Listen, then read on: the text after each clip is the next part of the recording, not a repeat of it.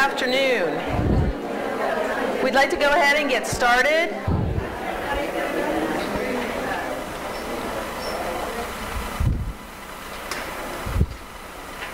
I want to thank everyone for coming. This is the Helen L. Erickson Lecture Series in Holistic Healing. This was established by the UT System Board of Regents in 1997 to honor Dr. Erickson for her contributions to the University of Texas School of Nursing and nursing education and practice. Funds to establish the lectureship were contributed by family, friends, and colleagues of Dr. Erickson. The lectureship provides program support for educational symposiums in the area of holistic healing to enhance the lives of nurses and their patients. Dr. Helen Erickson is a professor emeritus at the University of Texas at Austin. She's been a holistic nurse theorist, practitioner, and researcher for most of her career. Dr. Erickson is known as the primary author for the nursing theory modeling and role modeling, and she has been a defining force for holistic nursing, never wavering from her mission of nurturing growth in other people. In 2012, the American Holistic Nurses Association presented Dr. Erickson with Holistic Nurse of the Year, which, if you know Helen, seems like an understatement to me, because I do know her. We're delighted to have Dr. Erickson and her daughter Mickey here with us today.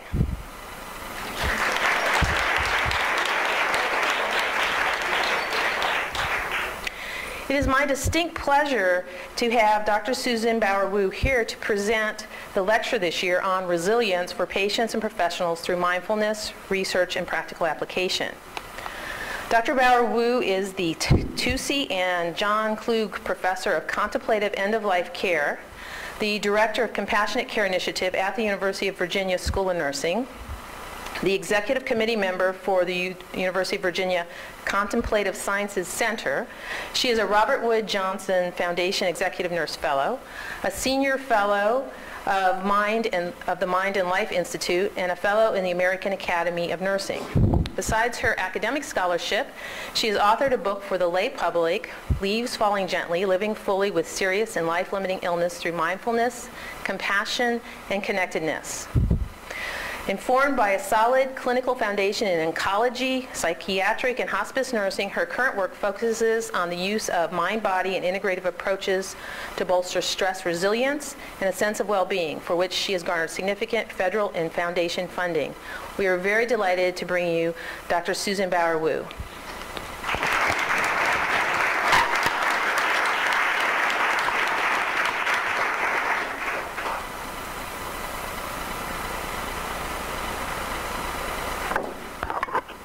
So let me take a moment just to get myself set up here. We were sharing microphones. I will put this higher, I was told. Try it. Will that work? Can you hear me in the back? Yes? Okay, great. And I am also going to move away from the podium so we don't have this big barrier between us. So let me just hook onto my belt.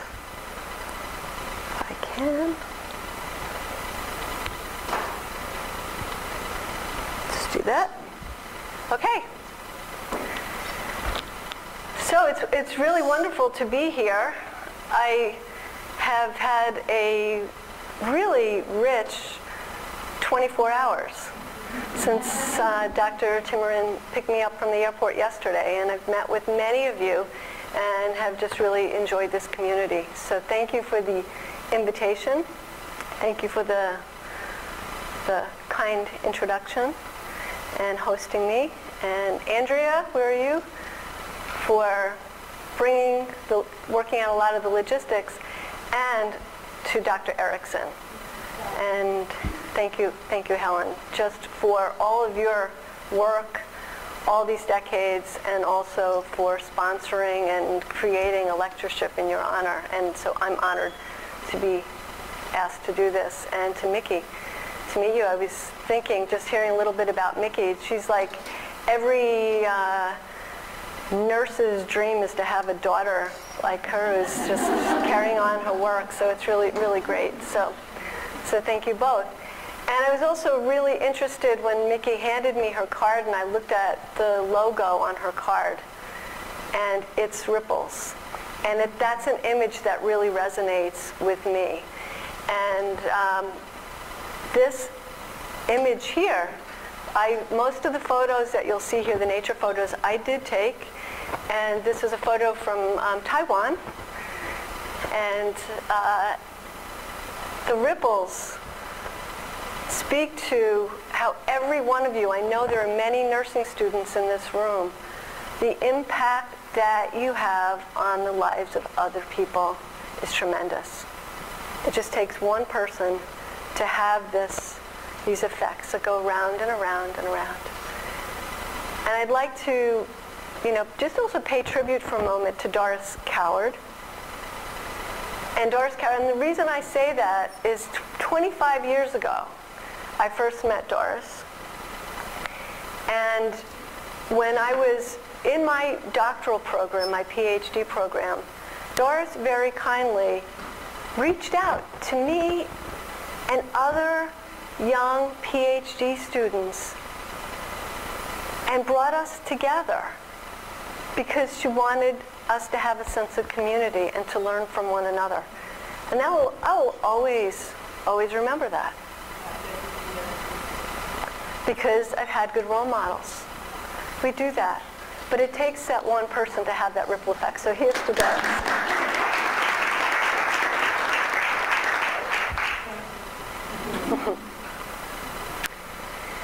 So I just have really less than an hour now to speak, and I have so much I want to share with you.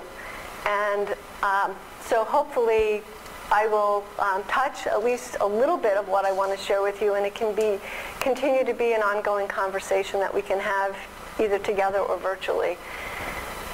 But much of my work that I've been doing for about 20 years has been in the area of mindfulness. And so I've been both a teacher of mindfulness-based interventions as well as a researcher and a practitioner. That's how I actually started.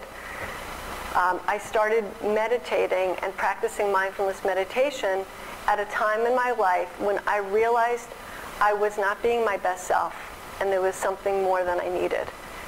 And it was personally transformative, and again, that has carried me forward. So I'm going to share with you a bit about that, both my research and also some practical application.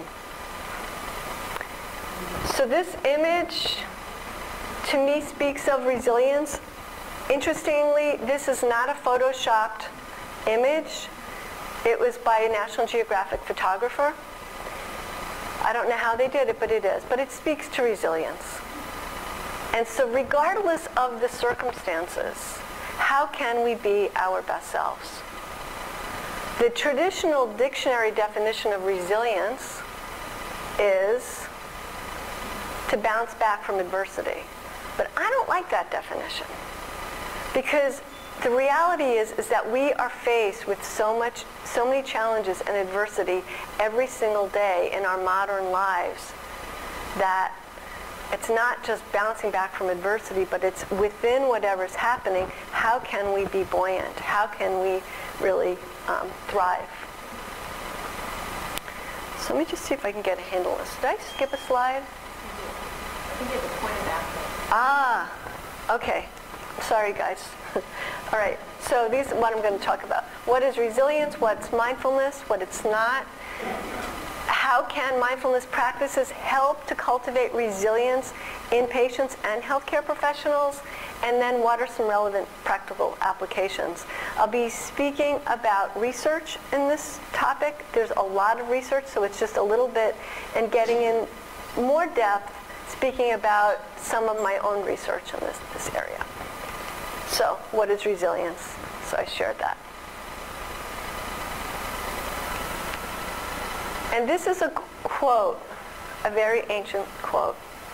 And it goes, "Plants are born tender and pliant, and dead they are brittle and dry. The hard and stiff will be broken, and the soft and supple will prevail." And to me, that speaks to stress resilience.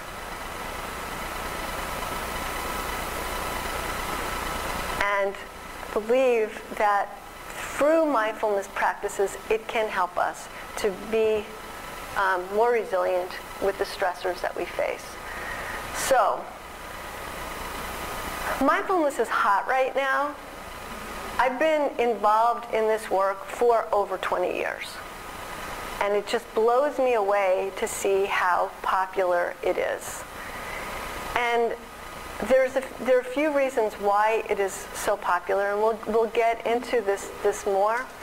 I'll just begin with this caveat and say that it is, I believe there's a lot of goodness of why mindfulness is getting more popular. It can help alleviate some of the suffering that's happening. But I also think that what is happening as it's getting more popular is that it's becoming this quick fix, and that people want a quick manual and a quick fix to just keep going on with their life. And there's actually mindfulness that's going, that the stockbrokers on Wall Street want to learn mindfulness because it's helping you to pay better attention and have quicker reaction times. Well, you're losing the whole ethical foundation of mindfulness. So what I want to share with you is my particular orientation to mindfulness through the teachers that I've had. And I just hope you can appreciate that it's more than this just quick fix. But there's much more to it than that. So why is it so popular? And I think there are two reasons why. We are, and it's so great to see nursing students here. You guys can speak to this. We are living at a time where we are, ironically, the most connected we have ever been. We are the most connected. We are super connected. Every single moment of our waking days we're connected. All over the world, which is really great. But at the same time, we're the most disconnected than we've ever been. The most disconnected. And with that comes a lot of suffering. I teach all over the university. I don't just teach nursing students. I teach students in arts and sciences. So I love working with students. And just seeing them communicating with each other through text and not looking at each other, it's really disheartening. And for those of you that are going to be nurses, you can't be looking at a computer monitor or your phone when somebody needs you to be fully present. That's what we want. The question is, what kind of clinician do you want taking care of you or your loved one? And you want somebody who is fully attentive, isn't going to make mistakes because they're distracted, thinking about something, or doing multitasking while they should be tending to you. You want them to have a compassionate presence, and you want them to be role models of well-being. That is what we want. So this quote is from Margaret Cullen. She's in San Francisco, and she says that it, or mindfulness, is an antidote to the disease of the 21st century life and its attendant ever-increasing pull toward multitasking and 24/7 connectivity. The costs to our mental and physical well-being are many and may include depression, anxiety, and a variety of stress-related health concerns.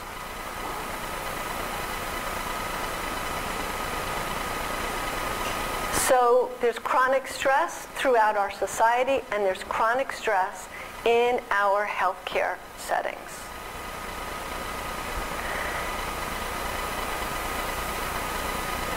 The healthcare settings it's really hard to work in healthcare. It's really hard. It's harder than it has ever been. And this is not a talk for me to talk about stress in healthcare, because I could do that and not talk about mindfulness the whole time. But the stress we know is pervasive. And it's not just compassion fatigue. And I don't agree. I don't think compassion fatigue leads to burnout. I think it's the lack of compassion that leads to burnout. It's because the nurses and the other clinical professionals who all went into this for good reason are not able to be their best selves and to really connect with people. Yeah, we can put up walls, but the irony is that the more shields that we put around our heart, the more likely we're going to burn out. But lateral violence, meaning nurses not being nice to each other, the bullying that happens, professional incivility that happens as a result of well-meaning people just being super stressed out. It's not okay. So I do believe that mindfulness does play a role there. So the storm analogy. So the storm. Basically, what is the storm? The storm is our lives. Whether it's the healthcare storm, or the storm of living with a serious illness, or the storm of being busy faculty members, busy administrators, busy family members, the storm is everything that's happening in our lives. And what we can do in those storms is we can get beat up. We can imagine we're on, in a boat and basically we're getting knocked around. The storm is just we are being a victim of what's happening. We're thrown around, or we're getting pulled in a different direction, right? The wind is blowing and you're going, you want to go there, but you're getting pulled over there. And that's the storm. So how can we most skillfully navigate the storms? So just take a moment and look at this. Really look at it. So they're both mindful. And who do you want to be, the dog walker or the dog? Or maybe a little bit of both. But. So I'm going to speak a little bit now about what mindfulness is and what it's not. So essentially there are these conceptually three components to mindfulness and mindful awareness. And it's attention, intention, and attitude. So intention means that you are intentionally bringing awareness. You are intentionally shifting your attention to present moment experience. And you are doing so with an attitude of curiosity and non-judgmental. That you're just noticing. So right now, yeah, your mind is distracted and thinking about lots of different things, but when you come back, and your thoughts, you could be aware of having thoughts, but being aware of being in this room and just noticing it. And not necessarily judging it. I like it, I don't like it, this, because we naturally are doing that, but more of just noticing what's there as best we can, and not having our biases determine everything that we're experiencing. So this will get clearer. So think conceptually. And the doctoral students that have done concept analysis, that in order to really understand a concept, it's also helpful to really understand what it's not, and that makes it more crystal clear. Okay? So I'll share with you some thoughts of what mindfulness is not. I knew that was going to happen. So mindfulness is not trying to achieve a special state of mind. It means that naturally, different states of mind will come and go, but you're just noticing whatever is arising in your mind. You don't force your mind to change and to think a certain way. It's not going into a trance. Rather, you're being alert and attentive to what is happening. It's not only thinking positive thoughts. It's not about being happy, happy, happy all the time. But it's not about being, all bummed out all the time either. It's just allowing the highs and lows to be aware that you're having highs and lows. And whatever is arising, you're okay with whatever is arising. They're all positive thoughts, negative thoughts, and neutral thoughts are all regarded equally. And it's not about doing anything. And I think this is a really important point. We all think, oh, I'm going to go do mindfulness. And it really isn't about doing anything. Yes, you can do things mindfully, but much more of it, it's about a way of being. It's how you are. Okay? Not distracting yourself and imagining you're somewhere else.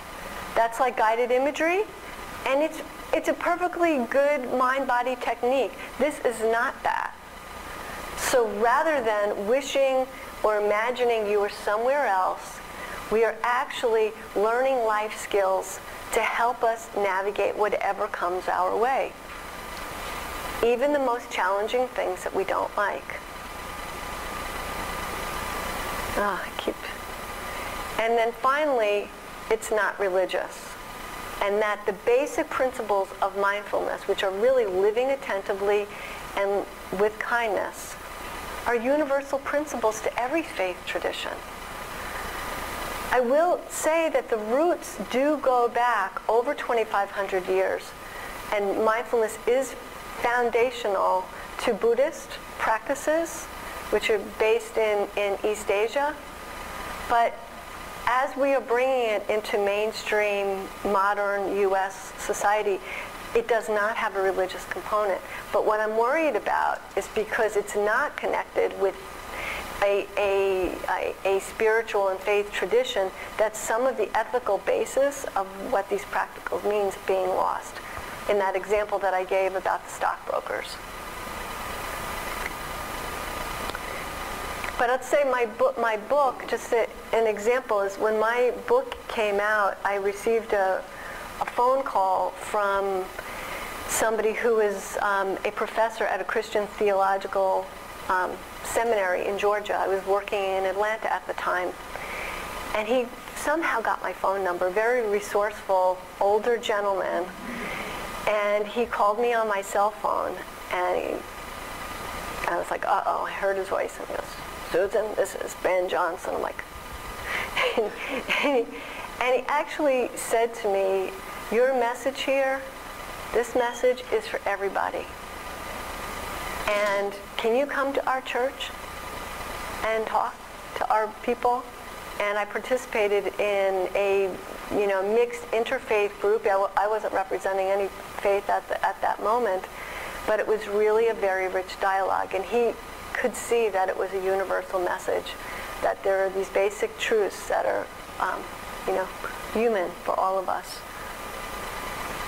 So this is a definition in my book, and it's the brief definition here is that mindfulness is our capacity, it's a way of being, and our capacity to bring awareness to present moment experience with an attitude of openness and curiosity.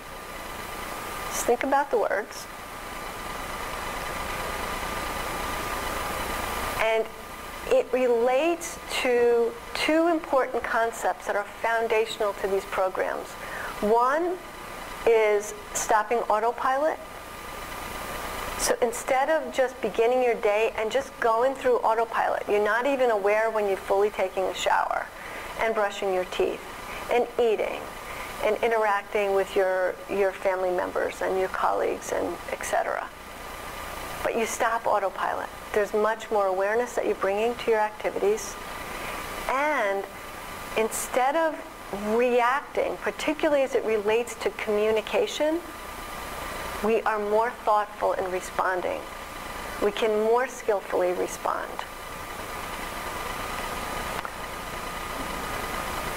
This is what being mindful is.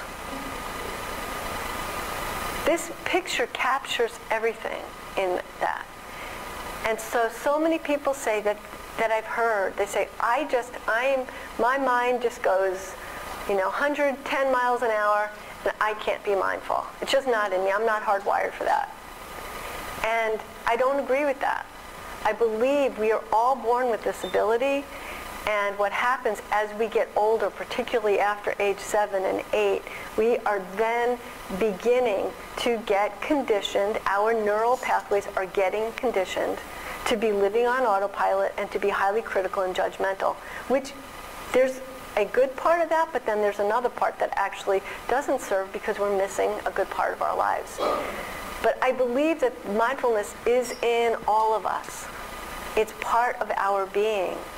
It's much like the sun is always shining even when it's very cloudy. It's still there. It's still in you. But you have to begin to just give yourself opportunities to get little tastes of it every day.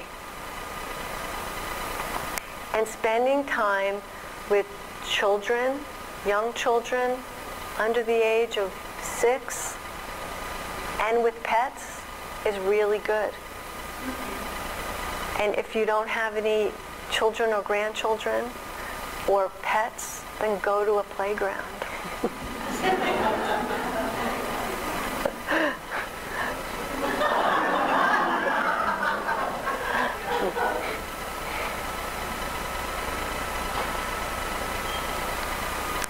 So, brief history of where we are with mindfulness and why it's so popular. Started really in this country becoming popular in 1979. John Kabat-Zinn founded the Stress Reduction Clinic and the Center for Mindfulness at the University of Massachusetts Medical School. 1979. John, just to tell you, he's not some weird new agey hippie, in that he actually got his PhD from MIT, and his mentor was a famous Nobel laureate in molecular science. And so John really is the founder of this, and he began doing this work based, again, it began with his own personal journey, and then he realized that there was a lot of great wisdom that can help the suffering that he saw in hospitals, and that's how it all started.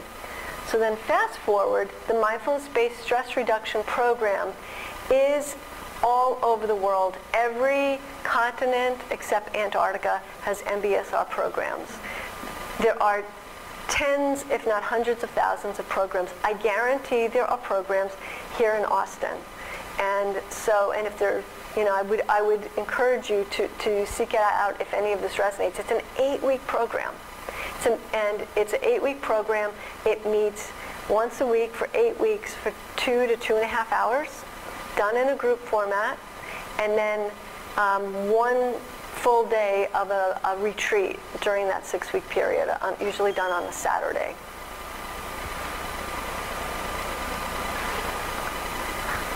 And so now there's more and more other mindfulness-based interventions that are modeled after the MBSR program.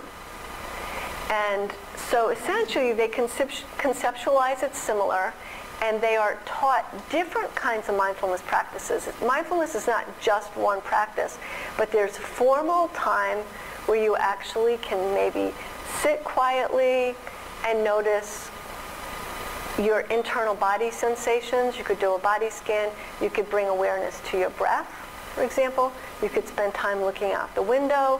There are different formal practices of mindfulness. But the informal practices are how you're informally bringing into your life, like mindful eating, mindful walking, mindful communication. So some other MBIs that are very popular are these: mindfulness-based cognitive therapy, eating therapy, childbirth and parenting, relapse prevention, which is for addictions, elder care, and cancer recovery. All of these are evidence-based. Significant evidence to support all these programs. The top one, mindfulness-based cognitive therapy, that is for relapse prevention of clinical depression. The studies on that are incredibly robust. And not only before and after the end of an 8-week program or 6 months later, but actually years later, 5 to 6 year follow-up has shown that MBCT is as effective as antidepressant therapy. The drug companies are not happy about this. A paper came out this year with the long-term follow-up, and these studies have been repeated, tightly controlled, well-done studies. And MBCT is a core part of the national health system in the UK. And also, MBCT and MBSR are core funded programs in this country in Kaiser Permanente and Aetna Healthcare, Harvard Pilgrim. So I don't know about any of the other health plans in this area, and it's because people are healthier. So what about NIH funding? Well, you see it's grown a lot. So the blue line is the number of grants. So up until now, there have been about 600 grants that were funded and totaling about $200 million. It's a lot. It's a drop in the bucket for NIH, but there's still a lot. To have 600 grants, it's quite significant. And then doing a PubMed search of peer-reviewed scientific scholarly papers in this area, it's exploding because as the research, you saw that trend in the number of research studies, because of that, there's just a lot of studies that are just coming out. I look at this every week, and there's like another 20 or 30 studies that are being published. So the first study was in '82, and then now there are about 700 just this year, totaling over almost 3,000. So what do we know about it? And very, very briefly, think about this.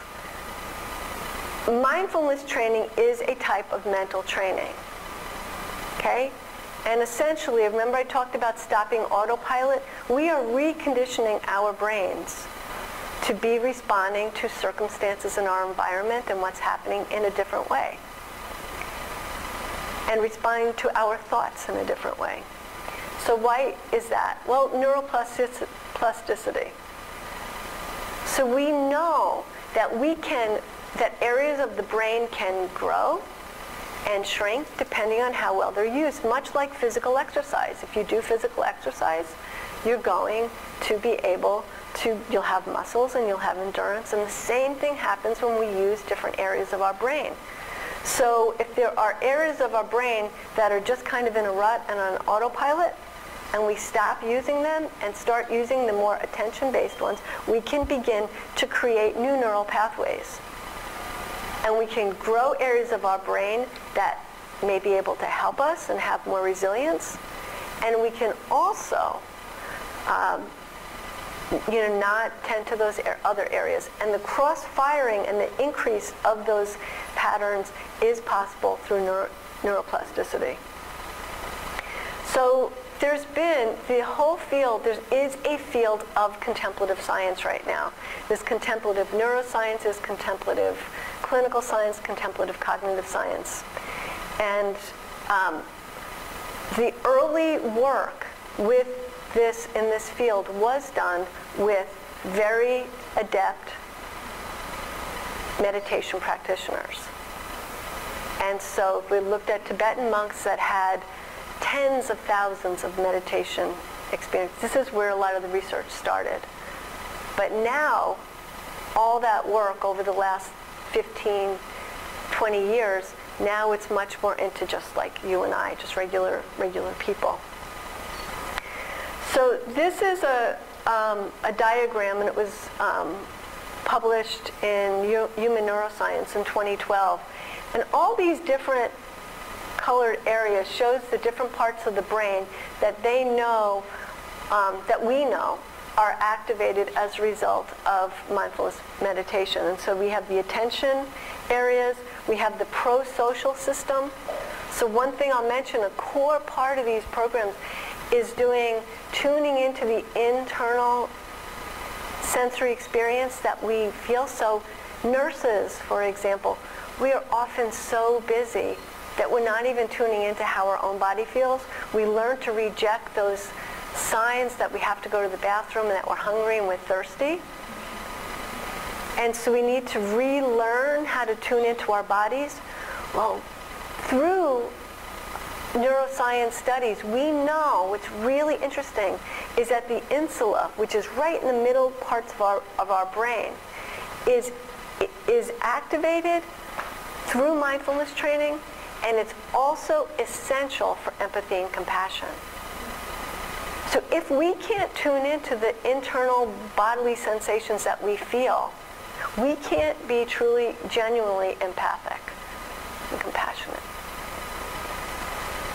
So these are the studies that have been done, really hundreds of studies in this area that I have a synopsis. This is just the brain studies associated with focusing attention and working memory, adapting to unexpected changes. See if any of these might make sense to you in a clinical setting. Monitoring and perceiving the environment, having this metacognitive awareness, perceiving internal body sensations, less activation of fear regions, and less rumination and distraction. This is a study. This graph basically is showing the size of gray matter in the prefrontal cortex. So the prefrontal cortex is a part of our body that's associated with executive function, our ability to plan and to be able to participate in advanced conceptual analyses. All happens with the executive function. Okay? Prefrontal cortex. Well, as we age, the reality is areas of our brain, the gray matter, do shrink, particularly if we're not using them. It's a lot like the physical exercise. If you're not going to use it, they're going to shrink. So this was a study, this was the first one to show that there's an association behind mindfulness training and gray matter. Let me walk you through this. This is the sample of age. The red square are the control group, and the blue are the meditators. And this is the thickness, the y-axis is the thickness of the prefrontal cortex. Basically, it showed that even the meditators that aged, they had the same thickness as the younger meditators. The trend was a decline in the non-meditating group. Now, this was a cross-sectional study of experienced meditators. Now, fast forward 10 years, they've repeated this, but they've looked at actually training people, novice meditators, novice people participating in an MBSR group, and showing that gray matter can change. Particularly the hippocampus, which is associated with memory. And this work by Sarah Lazar and the team, and the repeated work has been done at Mass General and Harvard Medical School, funded by NIH too. So let's talk about patients and bringing this to patients. So much of my work, my early clinical work, and then my research work was with cancer patients, and cancer patients going through a bone marrow transplant in particular. So they're in the hospital for like 3 weeks. And as nurses, we want to help them and make them feel better while they're going through it. But there's only so much we can do. And so I really wanted to bring something to make them feel better. But we know that with patients, when they're going through a difficult situation, there are these mental stories that continue to happen. Fear of unknown, worry about the future, regret, shame.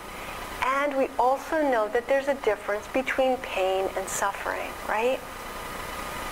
That people that are exposed to the same circumstances or the same painful experience don't all experience the same thing, right?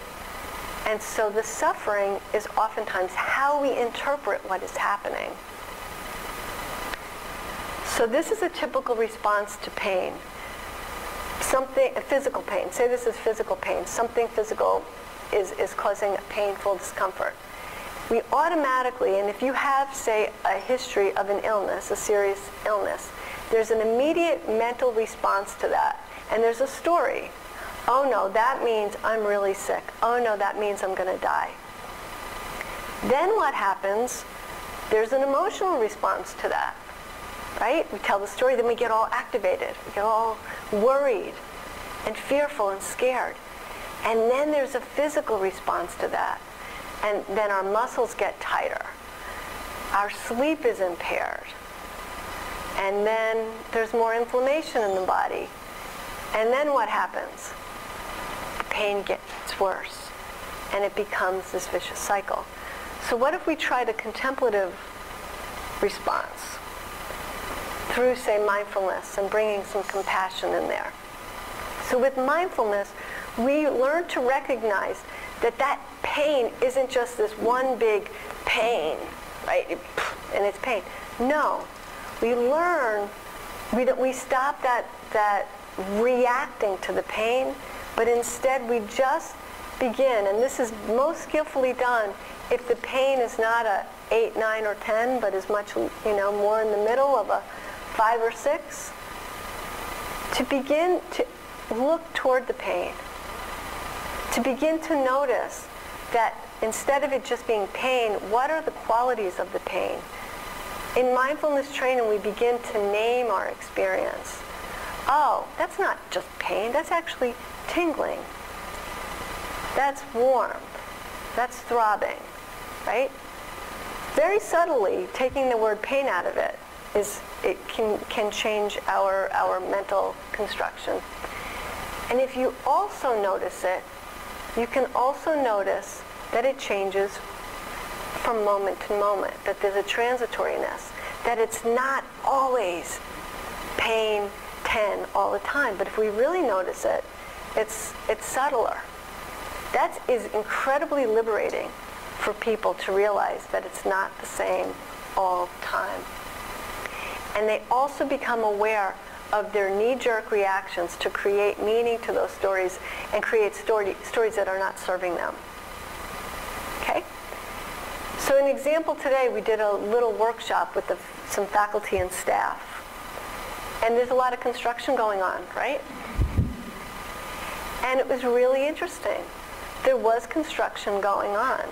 But somebody in that session, did you say something about it? I think you had a different relationship to the sound, right? So the same idea, it's still there, but you begin to notice, instead of creating all these stories, oh, I hate that, it's like, oh, it's there, it's in the background, and actually there are some moments when it's not noisy. There's some, and even when it's noisy, it's just sound, so it's that kind of experience. And in the process of pain, and in training people with mindfulness, a core part of the mindfulness-based stress reduction program is that there's more right with you than wrong with you.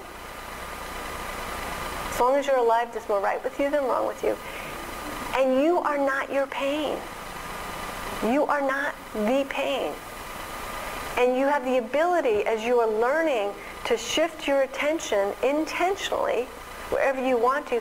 You can also, yes, you can shift to what you don't like. You can shift to how awful it is. Or you can shift to maybe a part of your body that's not in pain, that is actually working right now. Maybe it's, your eyes. Maybe it's your ability to feel. Maybe it's taste. Whatever it might be, there is something else that you can shift your awareness. And so when we go through this process, it actually is liberating. It brings a little bit of space. So instead of the pain being this dark, closed-in experience, we begin to have a little bit of spaciousness around it. And in that, we can have discernment of what really is happening versus what we think is happening. What our biases are and all the filters that we bring to it. And in that, we can ultimately lead to wise action. So maybe the wisest action is to go lay down, or to take a medicine, or this pain is really different than it was last week, and I need to go get checked. But it stops that that automatic reactivity. Does it make sense? So in my work, I've done quite a lot of research in this area. I'm just going to summarize a little bit what we've done here. So our goal was to help these patients. help them while they're in the hospital, but also give them some skills that they could take with them for the new journey after they leave the hospital, and oftentimes it's uncertainty. So I did a pilot study that was published, and that was what I had just shown you. And now this was the basic design of the study. I'm not going to walk you through it, but suffice to say, it was a tightly controlled, well-funded study. And we had three groups: attention control, usual care, the mindfulness intervention, and then we randomized by site and by disease. Sorry, some of our conversation yesterday. And I followed them throughout the hospitalization, before and after each session, as well as 3 months and 6 months after they left the hospital. So they were randomized to the three groups. And just an important note, so this is a mindfulness-based intervention. MBSR is an outpatient program. And it's a group program. This program, I wanted to help the patients in the hospital. So they're in isolation. So it couldn't be a group intervention. And they're only in the hospital for 3 weeks. We met them before they came in, but then they were only in the hospital 3 weeks. So it's a much shorter intervention, and they were very sick. So instead of a 2 to 2.5 hour session, we only met with them for a half hour. And instead of a longer 45-minute home practice of listening to guided meditations, our meditations were only 15 minutes long. Okay? So you could see it was not exactly like an MBSR. It was modeled after it. We did the best we could, but we had to tweak it for this particular population. So there were 7 sessions, and I won't go in, but we did have, instead of a mindful eating of a raisin, we did ice chips, because that's what becomes a friendly companion to people going through transplant. We did body scan, a loving kindness, which is cultivating this compassion for oneself and their loved ones. Gentle mindful movement instead of yoga. So even though they were in bed, we can get them to move their bodies, just like very gentle range of motion exercises. Looking inside, looking outside.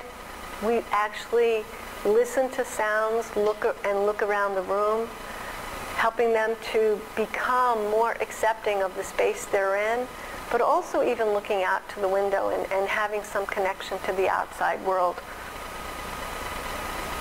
Having trouble with this? Okay.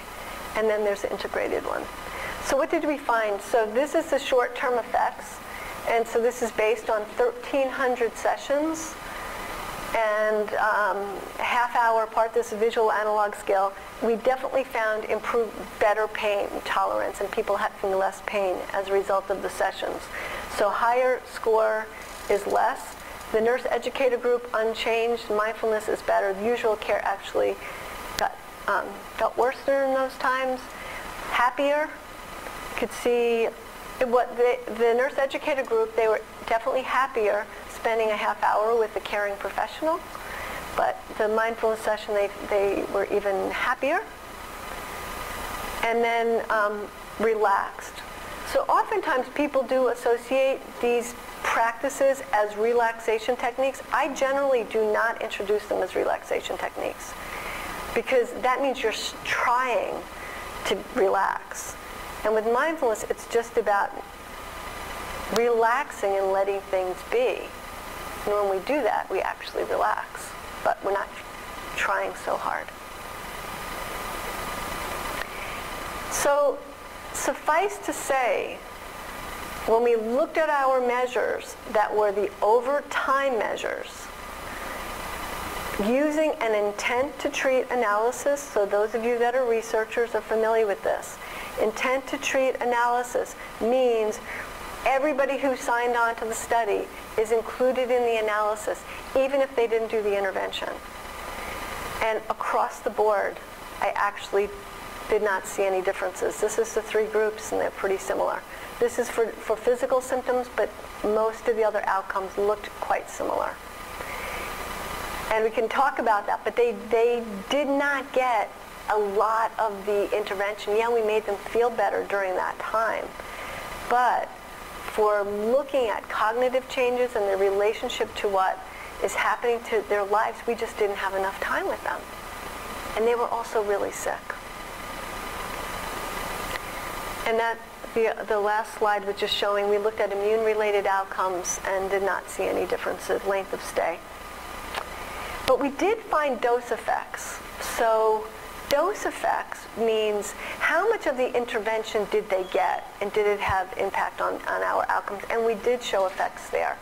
We definitely showed significant differences on distress at day of discharge, as well as decreased depression at the 6-month point. So a really interesting point here. So these patients were supposed to listen to the guided meditation practice every day.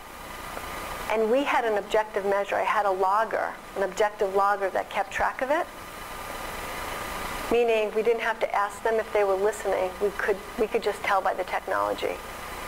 And sure enough, 4 people never listened to it. They never did the home practice. We don't know why. They might have been too sick. For whatever reason, they didn't do it. But the intent to treat analysis isn't picking that up. So in our study, the goal was for them to listen 525 minutes, and the mean was only 199. So we did some, in one of the studies I did in this population, we did qualitative, in-depth qualitative interviews. And I'm going to share with you some quotes that we found and some themes. So found that it helped them in coping with cancer. So I have found that sometimes when I feel a little twinge that reminds me of how I felt before the cancer came, and I start to get worried and think, oh God, is that the same thing? And I'll find that I can kind of calm my mind, maybe by just breathing or taking a little pause mentally, and it keeps me from getting panicky and scared. When I start to worry, become a little worried about whether the disease I have could come back, and then I decide, well, this is ridiculous. This is the present, and that isn't the way it is right now. And that's when I decide we're not going to worry about those things anymore.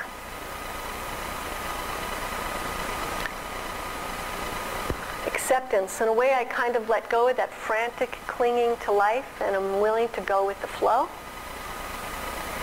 And I do find that mindfulness thing helpful because it helps you to not reach for repression right away, and acknowledges that something is going on. And this heightened awareness of the privilege of the care I'm receiving. And this last one I just love. This was 3 months after she left the hospital. The other day I was standing at the radiator and I was just ready to pick something up to read, and I thought, I am at the radiator. It is warm. I am in my home. Isn't this lovely? And this gentleman here, he was a he was in one of our studies, self-described type A personality, very successful businessman in the traditional way that our society looks at success. And he participated in the study because his wife wanted him to. And he said this 3 months after he left the hospital. The mindfulness meditation has changed the whole quality of my life and become a daily ritual. It was one of the most important parts of my recovery, lowered my anxiety, and increased my sense of control, relaxes and refreshes me. The more I meditated, the more calm I became, and before I was always someone who fretted about things. And now I'm focused on the pleasure of the moment, and the days are not agonizing, even if I'm feeling really ill. I got an email from his wife, not an email, a card. This was a long time ago. I got a card from his wife. A few months later, I didn't know her. I was not the teacher. I had an interventionist, but I was a name on a consent form. She sent me a card to thank me. And she thanked me because as a result of his participation in this study, it had such a positive impact on their relationship. The quality of their time together and the quality of his last days.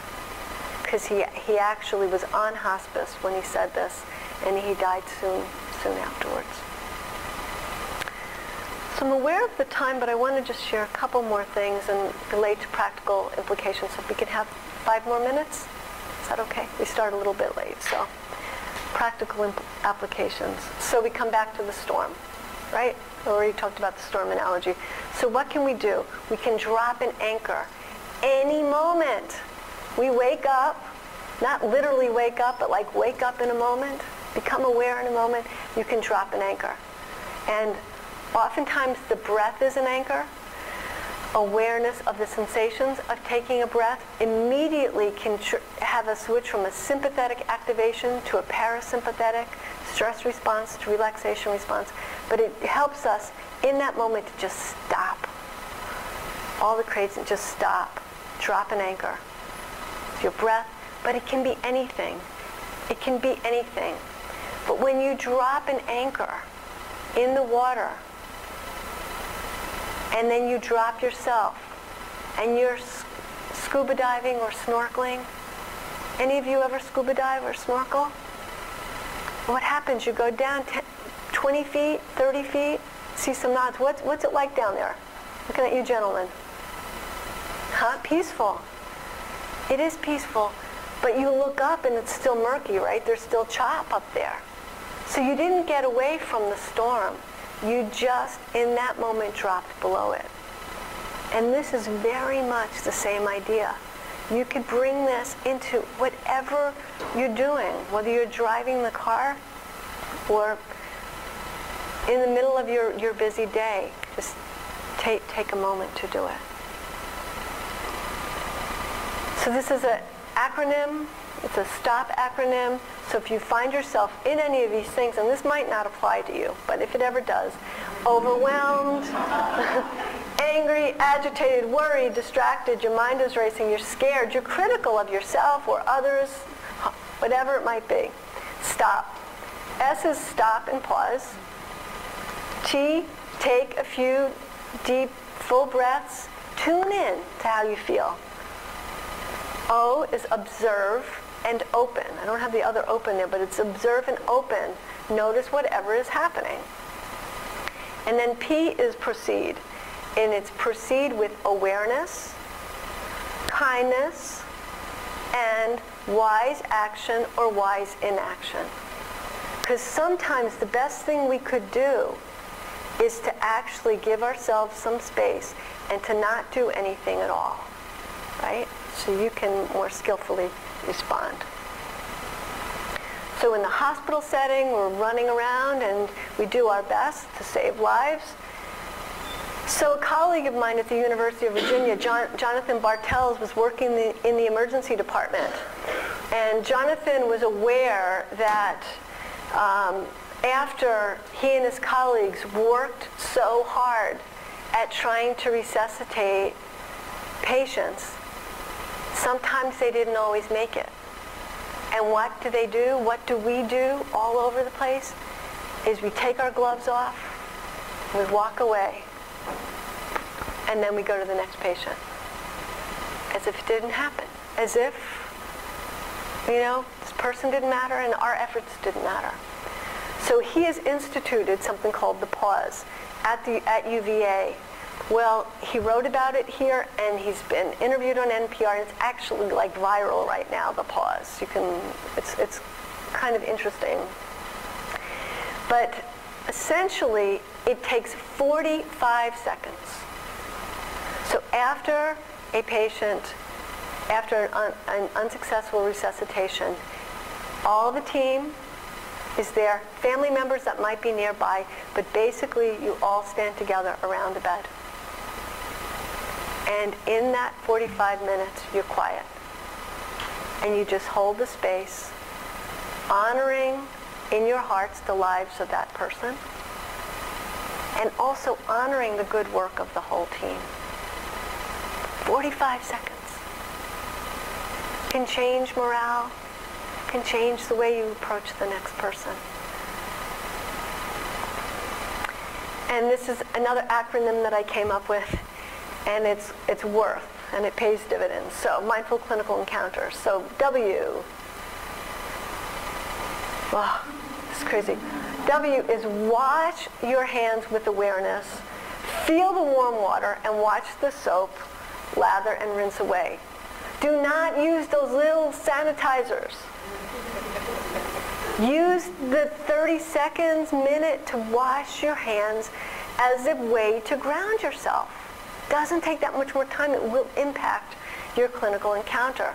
So wash your hands with warm water. Oh, open the door.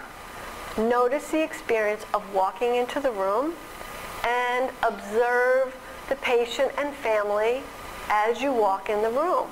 So instead of zooming in and just doing something, because you're really not there, but you know you're supposed to be and you rush in, no. You've grounded yourself before you go in. You open the door with awareness and you observe. A lot of assessment can happen just by looking at what's going on. Okay. R. Remember you are caring for a person who has a full life. Remember this is a person.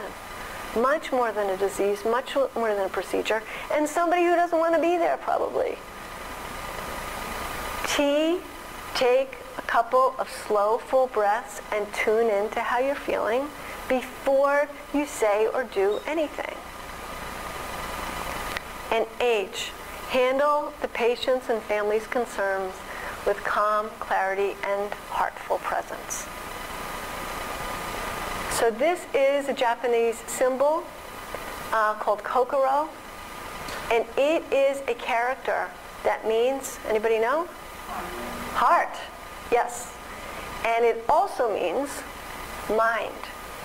So interesting, in that culture, there's no distinction between mind and heart. I could tell you a whole story about that, but I'm not. But mind and heart. So as I teach mindfulness, I think of it, look at it, as heartfulness. So it's not just paying attention and being more relaxed, but it's this heartfulness, this heartful presence that you bring to all that you're doing. Interesting, just look at the roots of the word meditation, medicine. Latin word to comfort, to heal, to care for. Again, we come back to that. And mindfulness allows us to hold suffering, not clenching, resisting, or running away, and allows us to soften to our experience with calm, clarity, and healthy acceptance. So I will end now with one last thought for you. So there's two parts of it, and we'll put it together. The first is, if I ask all of you in this room, and you ask all your friends and family and your patients, what do you want out of life? What do you want out of life? I believe that we could narrow it down to one thing, which would be to have a good life. Of course, how we define it will be different, right? The specifics are different. But we all want a good life. We all want a good quality of life, right? It's universal. That's what we want. And from the moment we are born to the moment we die, we can calculate how long we lived. Not only in terms of years or months or days, but we could actually calculate the number of seconds that we lived. So our lives are basically made up of just moments. It's not just one whole life, but it's these moments that make up our lives. So I end with this quote by Mathieu Ricard, that the quality of our experience, moment by moment, will ultimately determine the quality of our lives. So think about how you are spending your moments and whether or not you want to continue that way, or maybe look at cultivating a different way of living those moments. So, thank you very much.